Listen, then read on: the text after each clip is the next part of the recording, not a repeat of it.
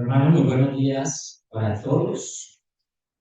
Sean muy bienvenidos a el culto de adoración de nuestro Dios, en el cual Dios nos bendice en medio de su palabra y permitiendo que podamos adorarle como congregación.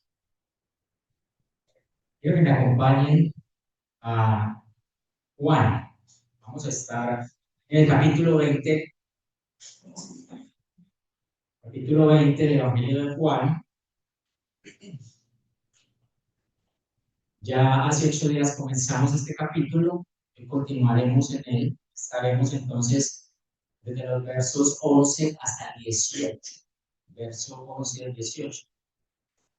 Evangelio de Juan, capítulo 20, verso 11 al 18.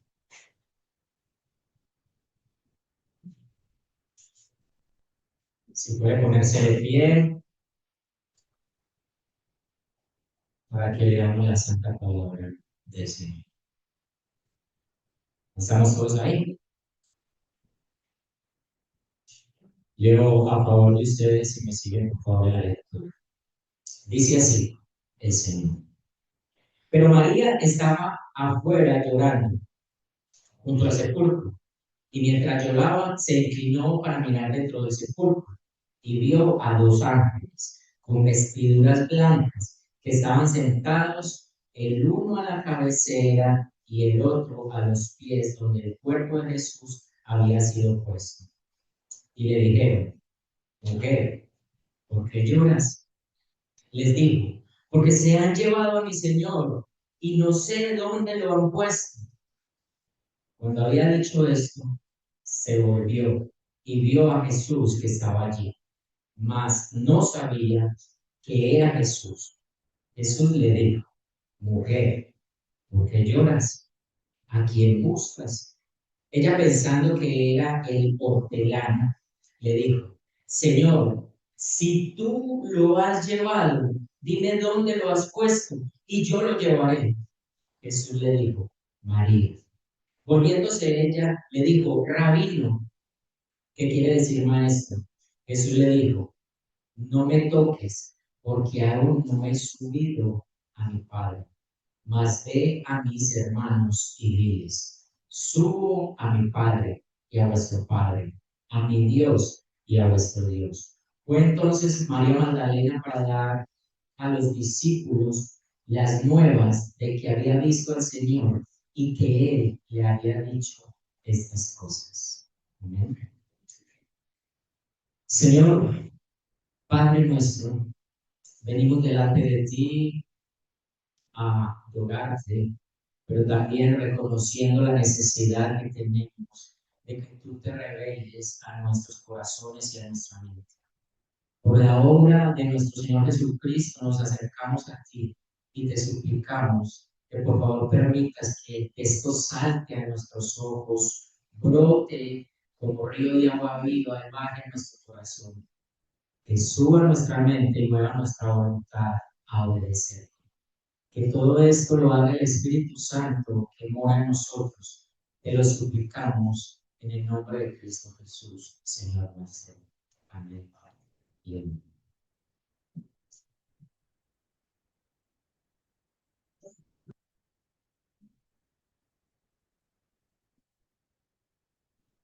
Bueno, mis hermanos, hay momentos en la historia de la redención y que vemos en la Biblia en la cual es como si el cielo se acercara o bajara a la tierra.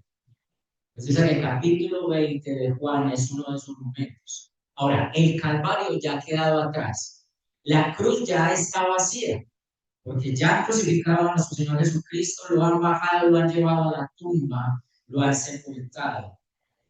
Pero la tristeza agobia de gran manera a los discípulos. Se han esfumado todas aquellas luces que tenían de que Jesús era el Mesías y todas esas promesas mesiánicas se han esfumado. Se han esfumado porque han crucificado y han dado muerte a nuestro Señor Jesucristo como criminal. Ahora solo hay una persona que está en el sepulcro. Frente al sepulcro está llorando y abatida. Ahora, ella no está predicando, ella de hecho no está ahora adorando ahí en el sepulcro. Ella está desesperada, afligida, pensando solo en una cosa: ¿qué han hecho con mi Señor? ¿Qué han hecho con mi Señor? Ella está llorando, su dolor profundo, está llorando de dolor profundo por su amor sincero por su Señor. Sin embargo, ese amor todavía no comprendía plenamente las Escrituras y lo que Jesús les había revelado a sus discípulos. Este pasaje nos recuerda una gran verdad, una gran verdad. ¿Cuál es esa verdad? El problema más grande del ser humano no es el sufrimiento, sino no ver a Cristo en medio de ese sufrimiento. Ese es el problema más grande. Ahora, Juan nos describe en su evangelio, nos describe a Jesús para que creamos en él. De hecho, dice: creáis en Jesús, el Cristo, el Hijo de Dios, para que creyendo tengas vida en su nombre. Por eso este relato no es simplemente una historia emotiva de una mujer desconsolada, es una revelación de la gloria del Señor resucitado. El centro de este relato, hermanos, no es María, no es María. Quizás usted se pueda identificar con María, pero el centro de este relato no es esta mujer, es la iniciativa del Salvador, no es la fuerza humana, es la eficacia de la gracia divina. Como escribió John Murray, la salvación desde su inicio hasta su consumación es obra de Dios. Eso es precisamente lo que vamos a estar estudiando en este texto. Y hay una idea principal, que es: el encuentro con el Señor resucitado revela que Cristo busca soberanamente a los suyos, transforma su dolor por medio de su presencia y los envía como testigos de su victoria. Lo vamos a ver entonces con este encabezado: el encuentro con el Señor resucitado. Y surge entonces una pregunta con este título: ¿te has encontrado con este Jesús resucitado? Y vamos a verlo en 4 aspectos o 4 puntos. El alma que aún no comprende la resurrección. El resucitado se revela a los suyos. El resucitado y una nueva relación con su pueblo. El encuentro con el resucitado exige un compromiso. 4 puntos sencillos para que podamos recordar. Entonces, iniciaremos con el primero. El alma que aún no comprende la resurrección. Y nuestro texto comienza expresando que hay una persona ahí en la tumba. Ahora, recordemos un poco. Las mujeres van a la tumba después del día de reposo para terminar de organizar el cuerpo de nuestro Señor Jesucristo, colocarle especies, ¿cierto? Organizar su funeral, digámoslo así. Recuerda que para los judíos un funeral podría durar hasta una semana. Ellas, como se lleva al Señor Jesucristo antes del día de reposo y se colocan en la tumba, después del día de reposo ellas van a terminar de organizar el cuerpo de nuestro Señor Jesucristo. Ahora, cuando ellas van allá, se encuentran con que la piedra que era grande, que tapaba aquella cueva, que era la tumba, ¿cierto? Estaba removida y que adentro no había nada. Ellas salen corriendo, primero sale corriendo María Magdalena a avisarle a los discípulos, a los cuales se viene inmediatamente Juan y Pedro hacia la tumba. En el camino, seguramente Pedro y Juan corren más que María, entonces la dejan atrás. Ellos llegan ahí, ven también que la tumba está vacía, deciden regresar nuevamente hacia los discípulos, pero María continúa su camino y ahora está presente frente al sepulcro que está vacío. Ahora, ¿cómo está María? ¿Y quién es María? Bueno, María nos dice la escritura en Marcos 16:9 que era María Magdalena, la cual había sido liberada de 7 espíritus. Entonces, lo primero que vemos es que María había sido liberada de 7 demonios o 7 espíritus. También que la llaman María Magdalena. Y quizás para algunos, como para mí, María Magdalena, pensaríamos María de apellido Magdalena, ¿no? ¿Cierto? Porque cuando hablan Edison Solano, es Edison mi nombre y el apellido Solano. Podríamos pensar María de apellido Magdalena. Pero resulta que a ella le dicen Magdalena es porque ella viene de una región que se llama Magdala. Entonces es reconocida por aquella mujer que ha sido liberada de 7 espíritus, que es María la de Magdala, y por eso le llaman María Magdalena. Ahora, ella está ahí en ese punto. ¿Cómo comienza Juan relatando este episodio? Pero María estaba afuera llorando junto al sepulcro, llorando junto al sepulcro. Ahora, el verbo griego usado acá para llorar es klaio, que describe un llanto intenso, audible, propio de quien ha sido profundamente quebrantado. O sea, María no estaba ahí simplemente, no, ella estaba llorando y muy posible ese llanto era audible, porque ella estaba desconsolada, desconsolada. Ahora, ¿por qué estaba desconsolada? Porque cuando llegó al sepulcro ve que el sepulcro estaba vacío. No debería estar alegre. Si el Señor no estaba ahí, algo había ocurrido. Pero la aflicción que sentía María en el momento, como nos lo dice la escritura, es que ella pensaba que se había robado el cuerpo de nuestro Señor. O sea, por la cabeza de María no estaba que Jesús había resucitado. De hecho, mis hermanos, para los judíos del siglo primero creían en la resurrección. Ellos creían en la resurrección. Ahora, había una gran controversia entre las escuelas. Unos no creían en la resurrección, los saduceos, pero los fariseos creían en la resurrección. Ahora, creen en la resurrección de los muertos, pero ¿cuándo? O sea, en los tiempos postreros, en el futuro. Creían en una resurrección futura. Recuerden cuando Jesús va donde Marta y María, que Lázaro ha muerto, y él le dice que Lázaro va a resucitar, inmediatamente ella le dice, sí, yo sé, en los posteriores días, o sea, en un futuro lejano, en un futuro lejano. Ellos, aunque Jesús les había hablado de la resurrección, para ellos la resurrección no era ahí, inmediata, no era a los 3 días como había ocurrido, no era en el primer día de la semana después de la crucifixión, no. Por eso María estaba preocupada por el cuerpo. Ahora, ella estaba buscando un cadáver, a un cuerpo muerto, y el no encontrarla la afligía profundamente porque creía que lo habían robado.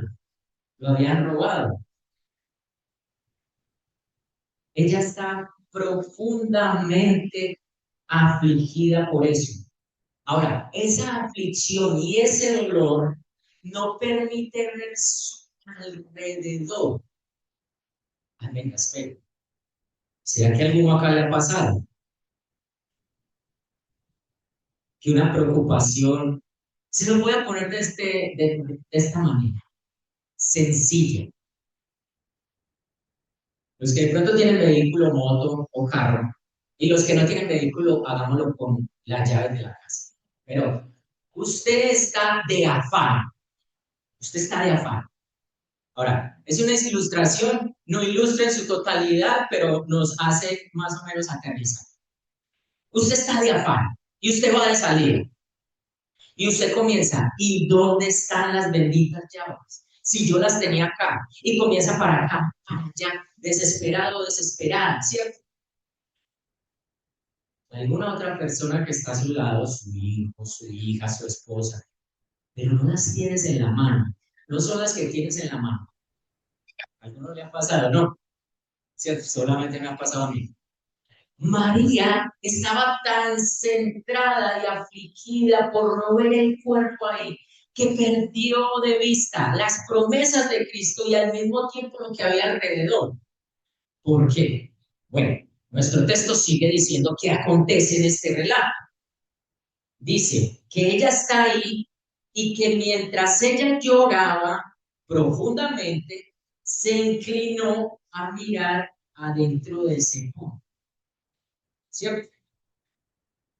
Y vio a dos ángeles con vestiduras blancas que estaban sentados el uno al otro, el uno en la cabecera, perdón, el otro a los pies donde el cuerpo de Jesús había sido puesto. Ahora, bueno, imaginémonos esto. Usted está ahí, usted se inclina y usted ve dos ángeles, ¿usted qué hace? ¿Usted qué hace? Usted se asombra. Dice que estaban con vestiduras blancas. O sea, ella está viendo dos ángeles y aún así su tristeza y aflicción no permite ver más allá. No permite ver más allá. Ella ve los ángeles. Ahora, quiero que es expresar algo que nos muestra la escritura acá. Hay dos ángeles. Dice que uno está donde se supone que estaba la cabeza del Señor Jesús, el otro está donde se supone que estaban los pies, ¿cierto? Están uno al frente del otro. Y esta es una gran verdad revelada de la Escritura. Vamos a ver una similitud con esto. Acompáñenme a eso. Y ahorita continuamos con María.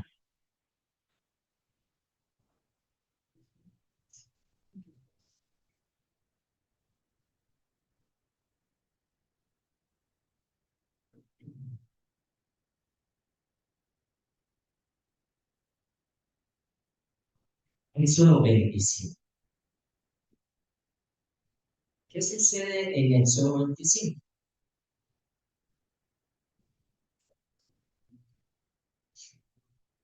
En Éxodo 25, Dios está dando, está mostrando cómo es que se va a construir el tabernáculo y las cosas que van a ver en el tabernáculo.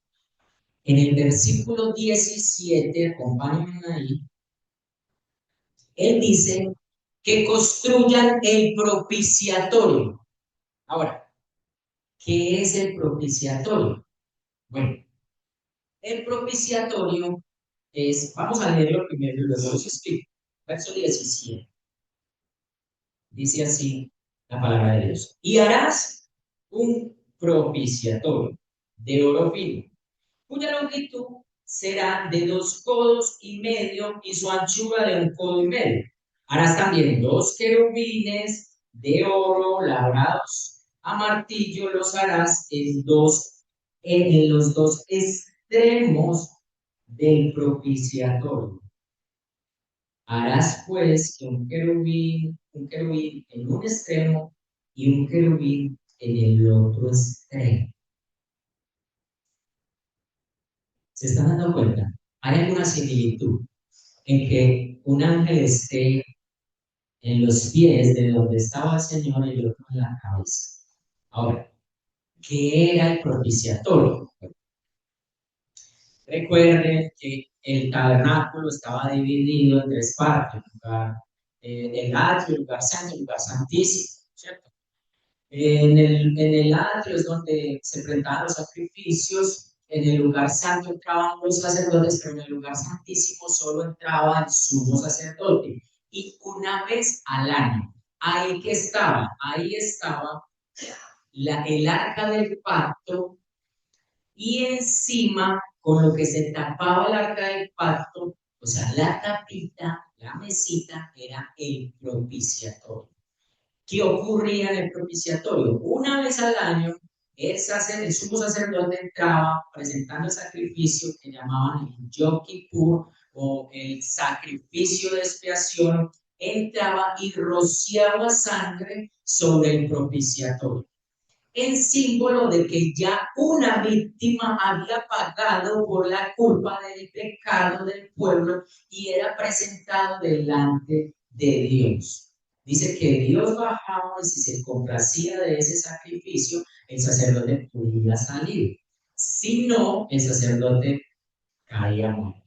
De hecho, lo amarraban para poder arrastrarlo y tenía unas campanitas su vestuario para poder sonar en que él estaba aún vivo y si dejaba de sonar, entonces para que lo arrastraran, ¿cierto?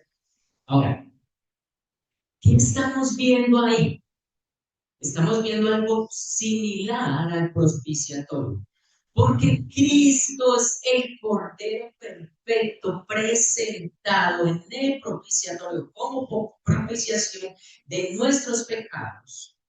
Y ahora, la muestra de que ese sacrificio fue perfecto y fue aceptado por Dios Padre, o sea que eso aplacó la ira de Dios Padre, es que Él puede salir de ahí y además de eso, que resucita. Esa es la muestra de que el sacrificio que Cristo presentó en la cruz fue complaciente a Dios Padre y satisfació la ira, la ira.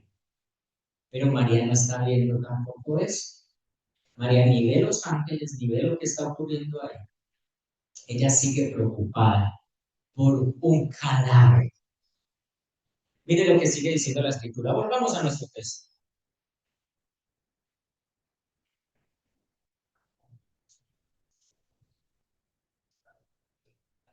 Dice, entonces vio a los ángeles con vestiduras, el uno en la cabeza, el otro en los pies, y le dijeron, o sea, los ángeles la ven a ella, ven que ella los ve a ellos y le dicen, mujer, ¿por qué lloras?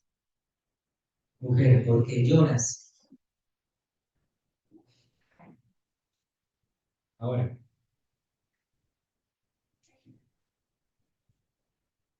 podríamos pensar que los ángeles la están reprendiendo porque está llorando, pero aquí lo que está sucediendo es que ellos la llevan a que reflexione.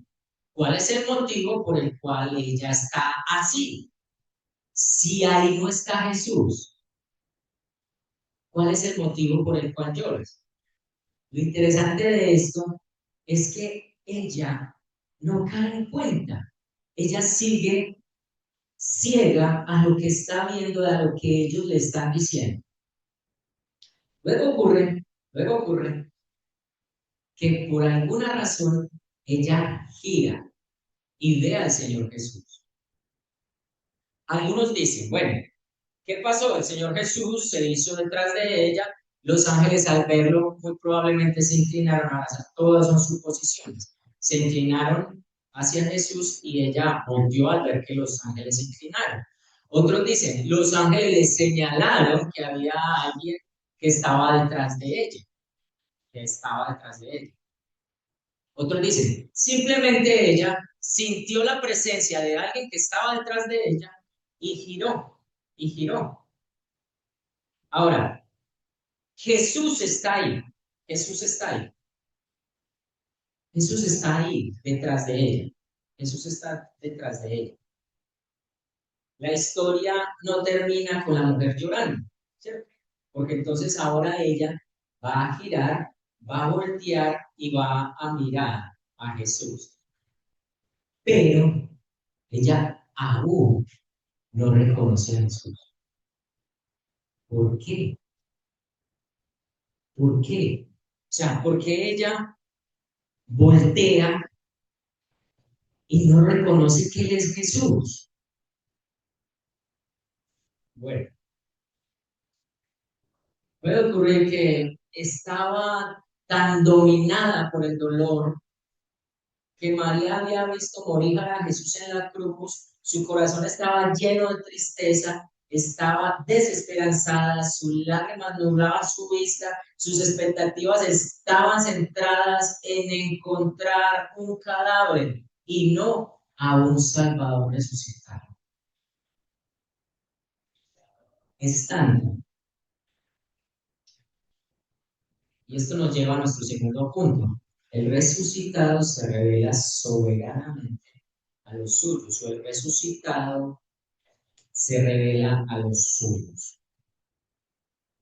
Entonces, ella gira y dice el texto que ella no reconoció a Jesús, porque lo que dice es, donde el cuerpo de Jesús había sido puesto, y le dijeron, mujer, ¿por qué llora? Y él le dijo, porque se han llevado a mi Señor y no sé dónde lo han puesto. Cuando había dicho esto, se volvió y vio a Jesús que estaba allí, mas no sabía que era Jesús.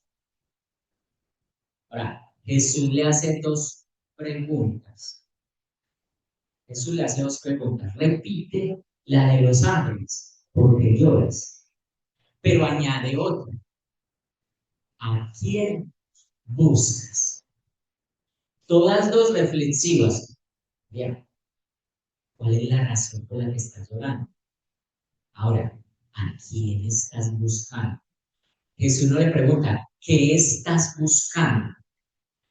Ella estaba buscando un cadáver. Jesús no le pregunta, ¿qué estás buscando? Él le pregunta, ¿a quién buscas o a quién estás buscando?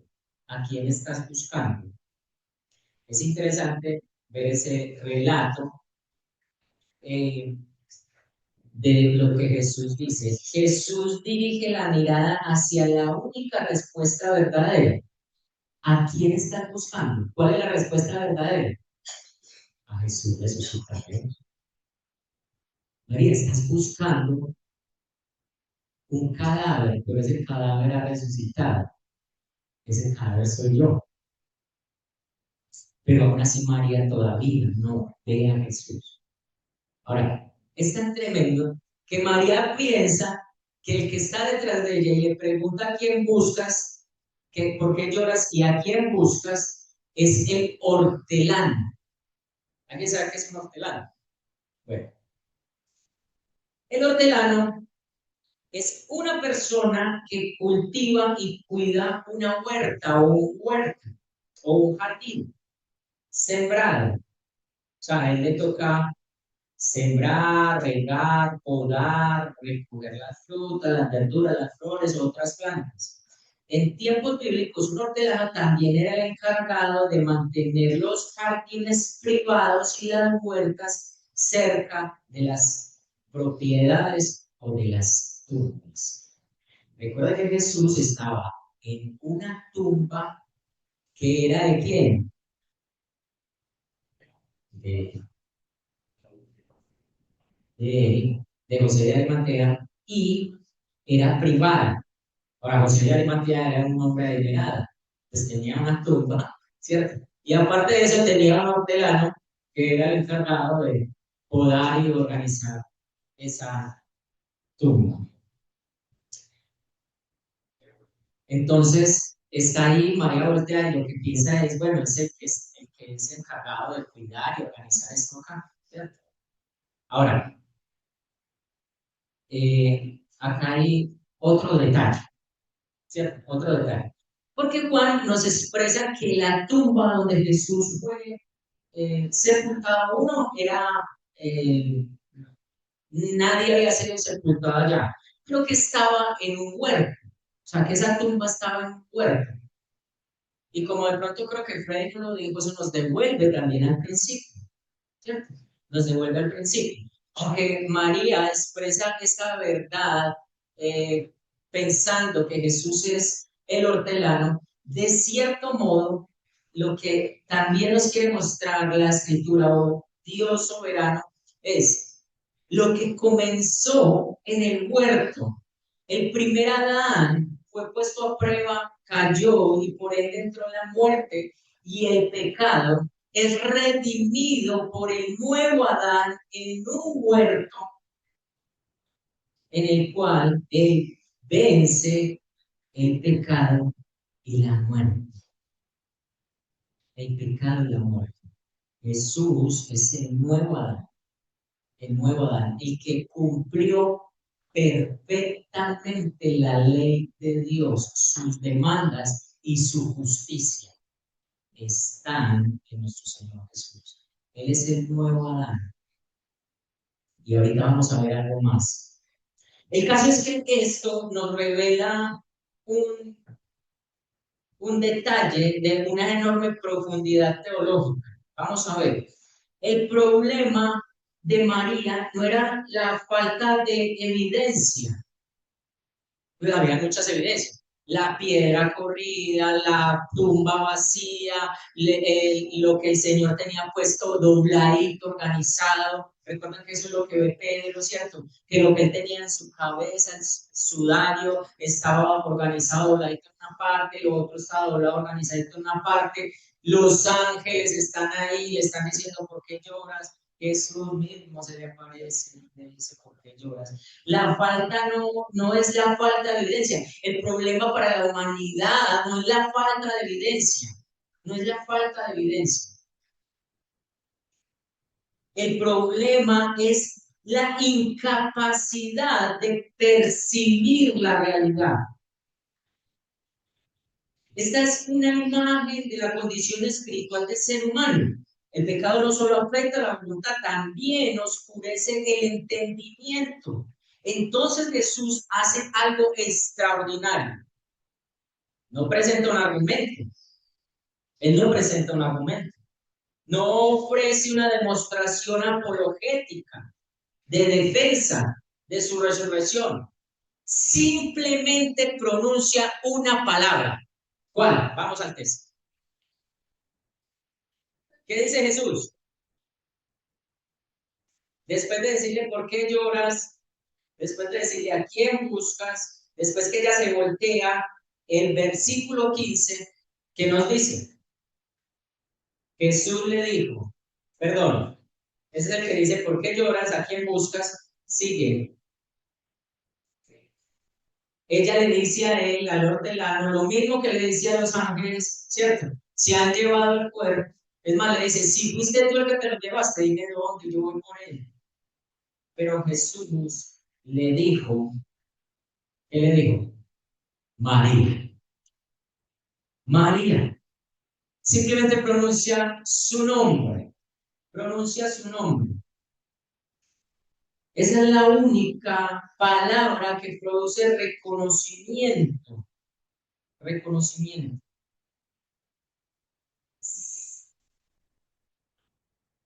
Él le dice María y ella de inmediato reconoce que él es Jesús. Antes podríamos decir, ah, no, pues claro, porque Elí habló y entonces ella escuchó y por la voz ya se dio cuenta que era Jesús. Sí, pero ya no le había dicho, ¿por qué lloras y a quién buscas? Él ya le había hablado, ¿cierto? Él la llama por su nombre, María, María. Es la única palabra entonces que produce reconocimiento inmediato, porque inmediatamente ya voltea y dice Raboní, Raboní. Ahorita vamos a ver qué significa eso. Pero entonces aquí es lo que Juan ya nos había hablado y que la hermana ahora leyó esa palabra en el estudio en la mañana. Mis ovejas oyen mi voz y me siguen. Él simplemente dijo su nombre. Al decir su nombre, María, María Magdalena, que es una oveja, oye y reconoce la voz de su maestro. Por eso ella voltea y dice Raboní. Ahora, Raboní es algo más íntimo, como mi maestro. Mi maestro. No es solamente como Rabí, que es maestro, sino Raboní, mi maestro. Mi maestro. Ella voltea y se inclina y dice mi maestro. Ahora, aquí esa promesa de mis ovejas oyen mi voz cobra vida. El llamado eficaz no consiste simplemente en una invitación externa. Es la obra poderosa mediante la cual Dios despierta espiritualmente al pecador. Como escribió John MacArthur, el llamado divino no solo invita, crea la capacidad para responder. María responde. ¿Cómo responde? Girando y diciendo, Raúl. Lo que un instante antes era confusión, porque había confusión en María, o sea, porque ella no lograba identificar la realidad que estaba viviendo, lo que es confusión ahora es adoración. Ahora es adoración. Mis hermanos, nadie llega a Cristo únicamente por inteligencia. O sea, si leyéramos la Biblia con el objetivo de ponerle la razón y lógica a la Biblia, se puede hacer. De hecho, los que dicen ser ateos leen la Biblia, ¿cierto? Pero eso no se trata únicamente de inteligencia. La conversación es un milagro de gracia. La conversión, perdón, es un milagro de gracia. La conversión es un milagro. Ahora, pregunta. ¿Alguno de los que acá no le sucedió? Le hablaban del Señor, le hablaban de Jesús. Parecían cosas, parecía locura, pero un día en específico, Jesús te llamó por tu nombre y ese llamado fue eficaz, irresistible. ¿Alguien recuerda ese momento?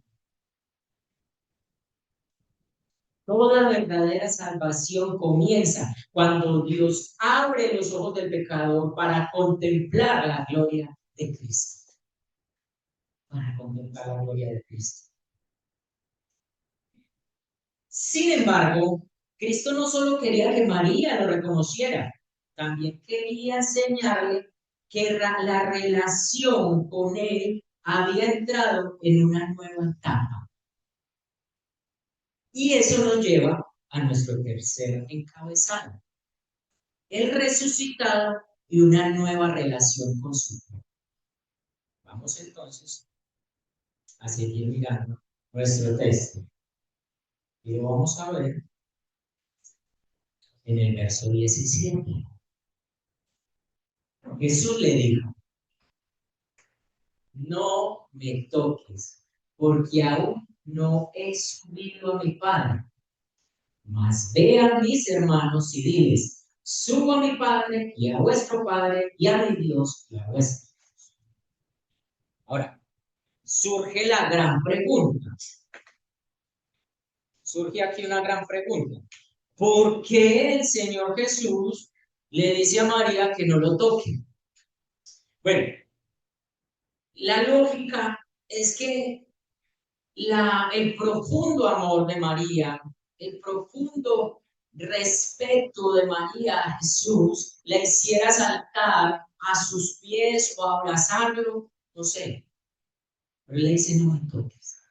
Ahora, estaba el Señor Jesús diciendo literalmente que no lo tocara, o sea, que no lo palpara, porque él aún no había subido al Padre. Eso era lo que estaba diciendo. Bueno, aquí tenemos que mirar este término, porque realmente no me toques es el término no me retengas, no me retengas. El verbo acá es adou, puede traducirse como deja de aferrarte a mí. Jesús no prohibía acá tocarle. Él más bien le dice a María, deja de aferrarte a mí o no me retengas porque debo subir al Padre. Ahora, una cosa que digamos, da credibilidad a este argumento es porque a María le dice, no me toques, pero más adelante lo vamos a ver cuando está con los discípulos y Tomás el escéptico, el que no cree a menos de que vea, él lo llama y le dice, ven, venga, tóqueme las heridas. Entonces no le estaba diciendo literalmente, no me toques, no me cojas, no me puedes tocar, no. Lo que él estaba diciendo es, no me retengas, es necesario que yo vaya a mi Padre. Es lo mismo que Pedro estaba haciendo con Jesús cuando dicen que van a bajar a Jerusalén y él dice, no, pues ¿cómo se van? ¿Cómo van a bajar a Jerusalén si lo están buscando y lo van a matar? ¿Qué le dice el Señor? Apártate de mí, Satanás, porque es necesario que eso se cumpla, ¿cierto? Es necesario que yo ya no esté contigo, con ustedes, con los discípulos, es necesario que yo ya sea exaltado porque ya he pasado la etapa de la humillación, la encarnación y la vida en la tierra de Jesús con su muerte en la cruz como un criminal, es la etapa de la humillación, pero ahora él pasaba la etapa de exaltación, subir al Padre, volver a tener la gloria que había tenido antes y estar a la diestra del Padre. Ahora, no es literal a la diestra, que se va a hacer ahí, no, es estar con el Padre. Eso es lo que le estaba diciendo a María.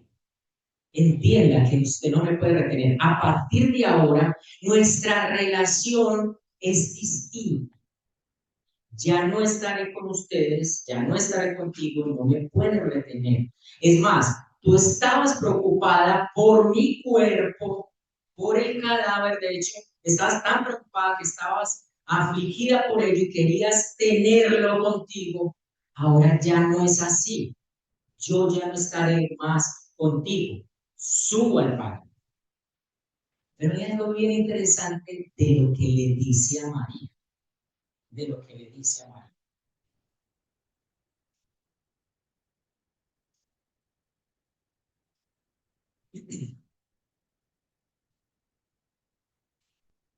Le dice,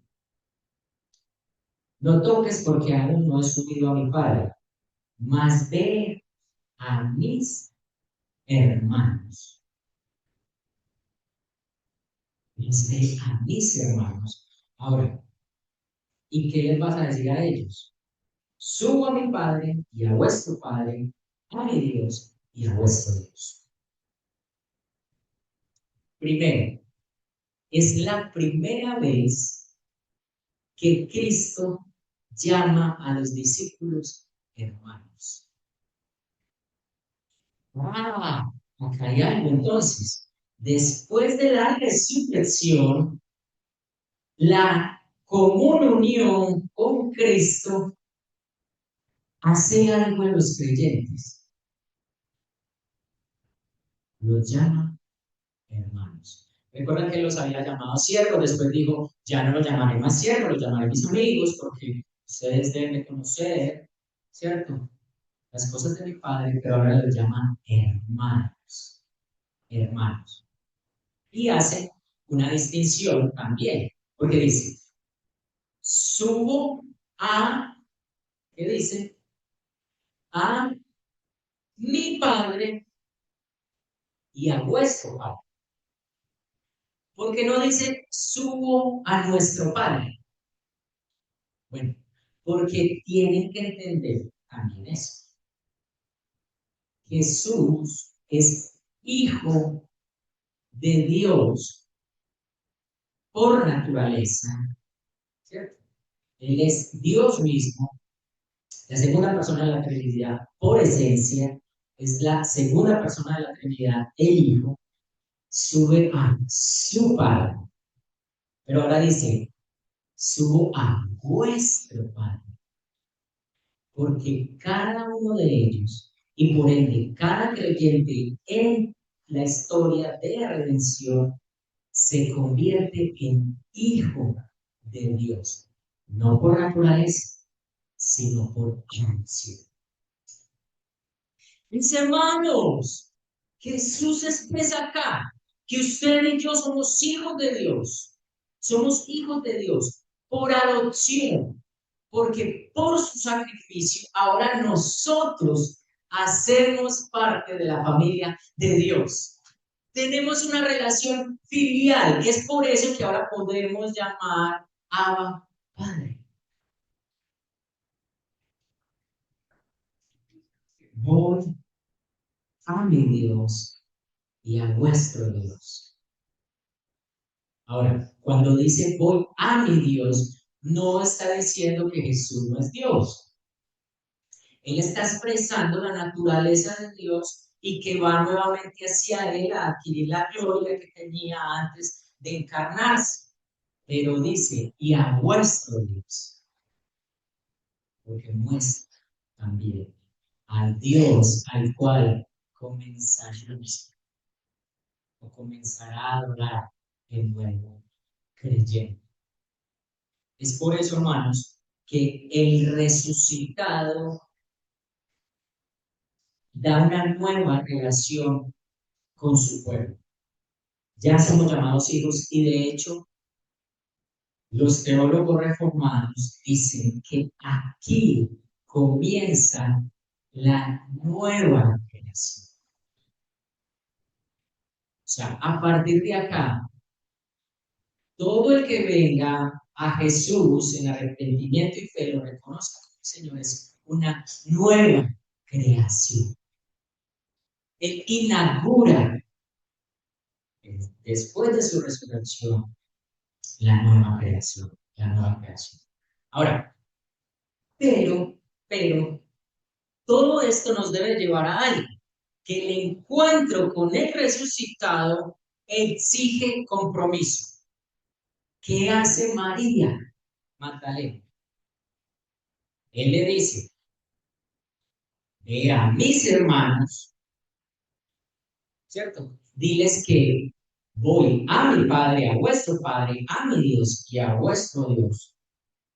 Cuéntaselos, díselos, da testimonio.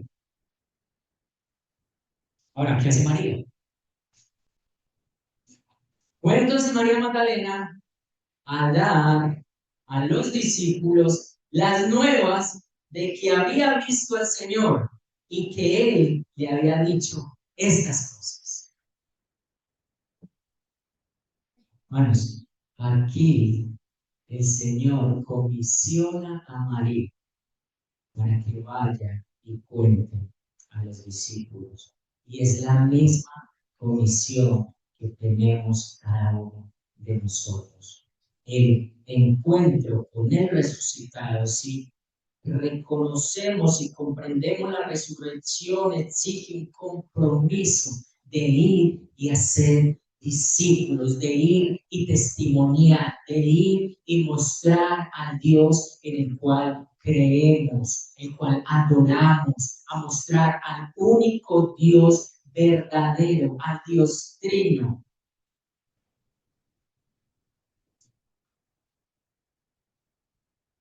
Obediencia, una palabra que resume. Obediencia. Esa es la tarea que tenemos y nos lo muestra el Señor en esta conversación con María Magdalena.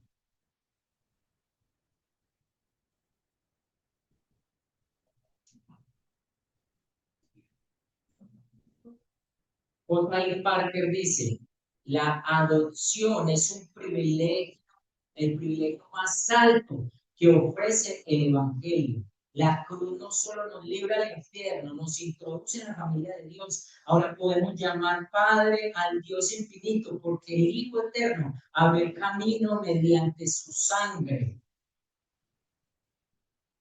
Y tenemos entonces una gran tarea por esto. Ahora, María hace algunos minutos lloraba.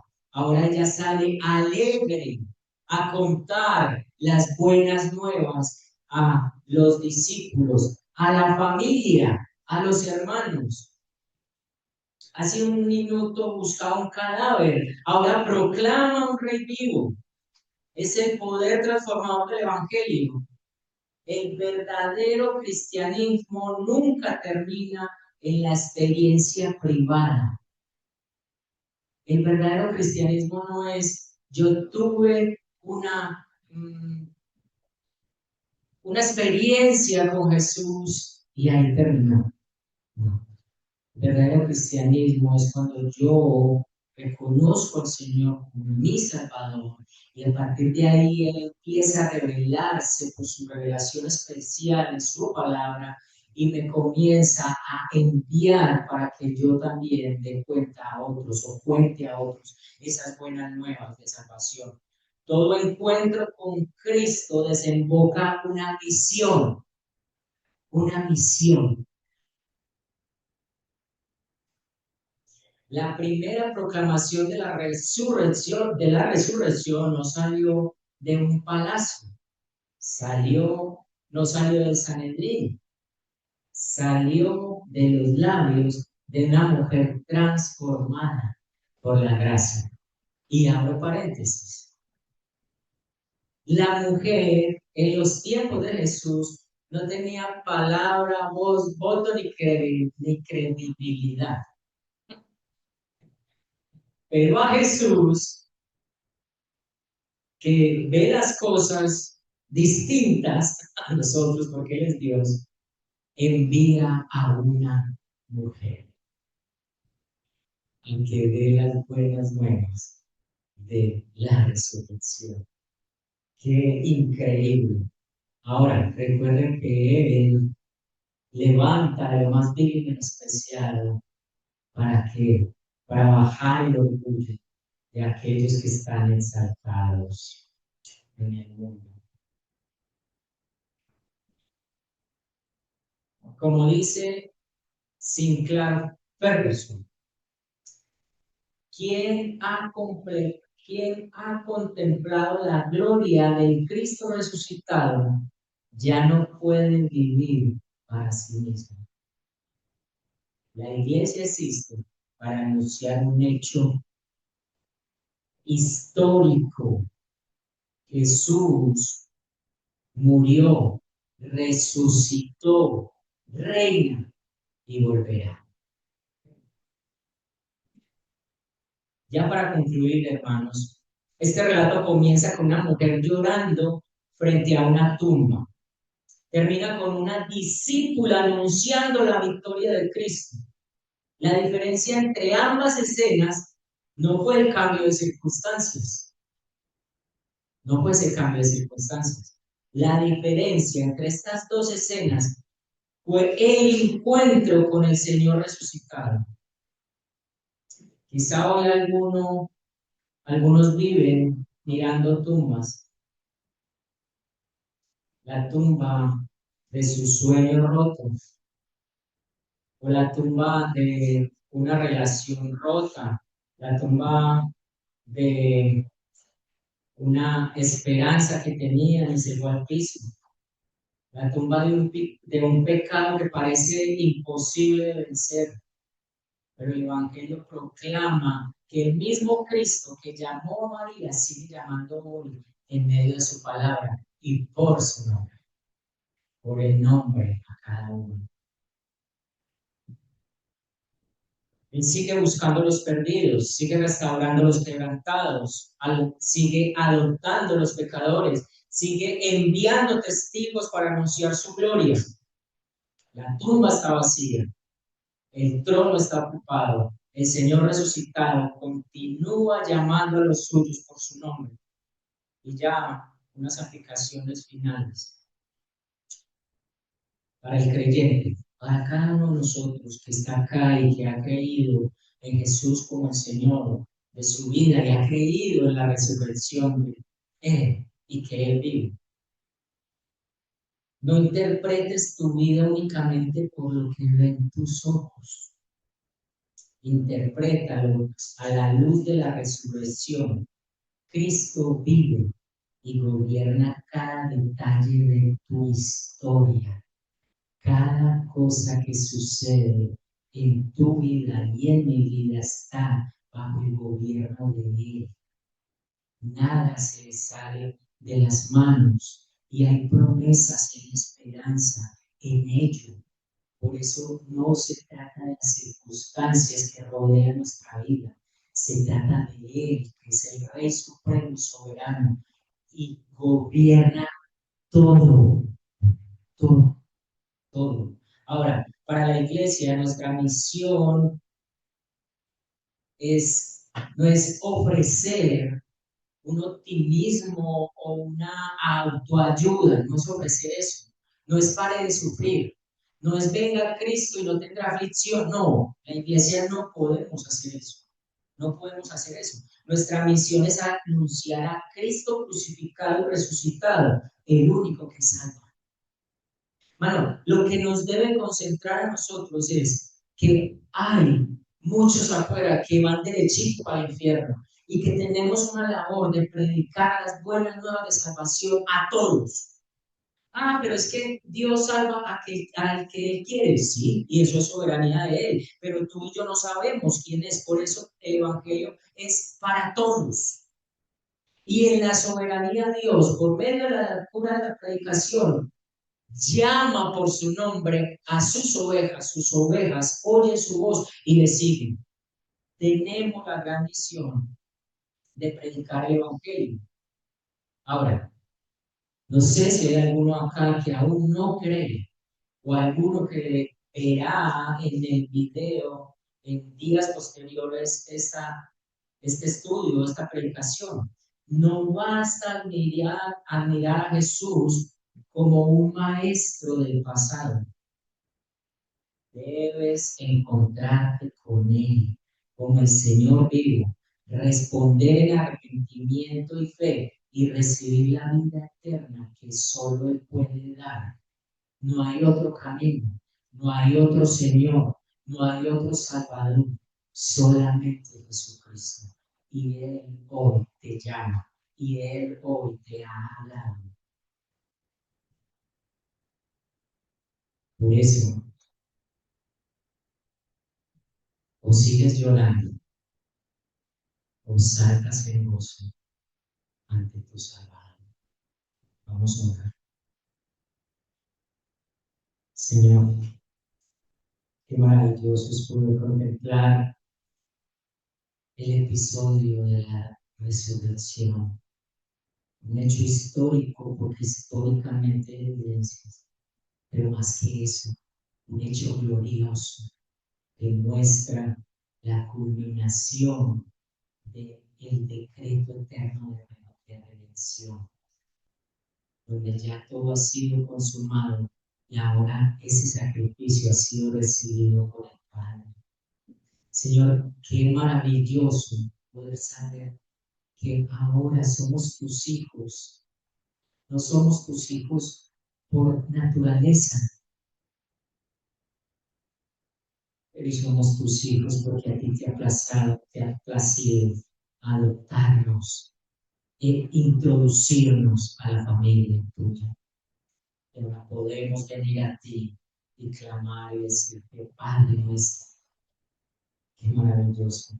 Gracias Jesús, porque tú te humillaste para tomar nuestro lugar y presentaste un sacrificio perfecto, eficaz, una vez y para siempre.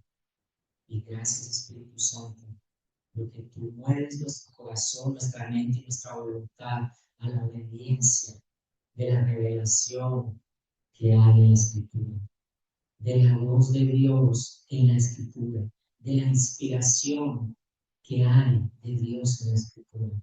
Y tú nos mueves a comprenderla, pero también nos mueves a obedecerla y a luchar cada día más con nuestro pecado para andar en santidad. Ayúdanos para que podamos ser testigos fieles tuyos y proclamemos las buenas nuevas de salvación a los perdidos. Ayúdanos a ser discípulos, a llevarlos a comprender el bautismo, que se bauticen en el nombre del Padre, del Hijo y del Espíritu Santo. Ayúdanos a que juntos podamos seguir creciendo como pueblo tuyo, como iglesia tuya, como nueva creación, como nuevas criaturas. Pero también ayúdanos a tener una comunión íntima contigo, Señor. A que el conocimiento nos ayude a poder comprenderte más, para humillarnos más, para adorarte más y para estar aferrados a ti cada vez más. Gracias, Señor, por todo esto en Cristo Jesús.